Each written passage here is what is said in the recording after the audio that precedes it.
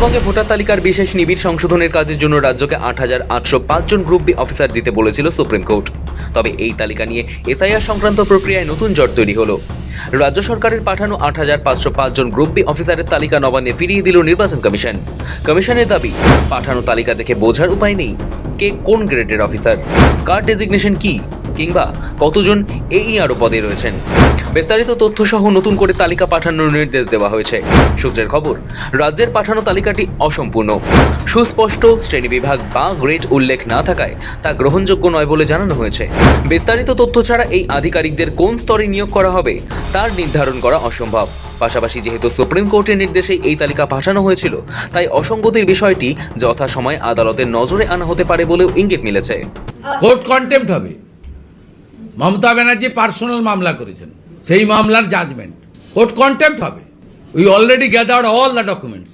Court contempt হবে। Election commission of ইন্ডিয়ার court contempt করা উচিত। রাজ্যকে গ্রুপ বি অফিসারের তালিকা দেওয়ার নির্দেশ। গত ৪ ফেব্রুয়ারি সুপ্রিম কোর্টে এসআইআর মামলার শুনানিতে মুখ্যমন্ত্রী মমতা বন্দ্যোপাধ্যায় নিজে উপস্থিত ছিলেন। সেদিন নির্বাচন কমিশনের আইনজীবীরা অভিযোগ তোলেন, বারবার অনুরোধ সত্ত্বেও পর্যাপ্ত সংখ্যক যোগ্য আধিকারিক দেওয়া হয়নি, ফলে এসআইআর প্রক্রিয়া সম্পন্ন করতে সমস্যা তৈরি হচ্ছে। জবাবে মুখ্যমন্ত্রী আদালতে স্পষ্ট জানান, প্রয়োজনীয় সংখ্যক যোগ্য কর্মী দিতে রাজ্য প্রস্তুত। এরপর ৭ই ফেব্রুয়ারি রাজ্য সরকার ঘোষণা করে এসআইআর প্রক্রিয়ার জন্য ৮,৫০৫ জন গ্রুপ বি অফিসার দেওয়া হবে। কিন্তু ৯ ফেব্রুয়ারি শুনানিতে রাজ্যের তরফে স্বীকার করা হয়, ওই সম্পূর্ণ তালিকা আগে কমিশনের কাছে পাঠানো হয়নি। কারণ হিসেবে জানানো হয়, কমিশনের সম্মতির অপেক্ষায় ছিল সরকার। শেষ পর্যন্ত আদালতেই তালিকা কমিশনের আইনজীবীর হাতে তুলে দেওয়া হয়। এতে কমিশনের আপত্তি, তাদের বক্তব্য, তালিকায় গ্রেড, পদমর্যাদা এবং দায়িত্বের স্পষ্ট উল্লেখ নেই। ফলে কোন আধিকারিক কোন স্তরের তা নির্ধারণ করা সম্ভব হচ্ছে না। সবিস্তারে তথ্য না থাকলে তালিকা গ্রহণ করা যাবে না বলে জানানো হয়েছে। এদিকে পাল্টা অভিযোগ তুলে তাদের দাবি, গ্রুপ বি অফিসারদের ডেটাবেস বিকৃতির অভিযোগ ভিত্তিহীন।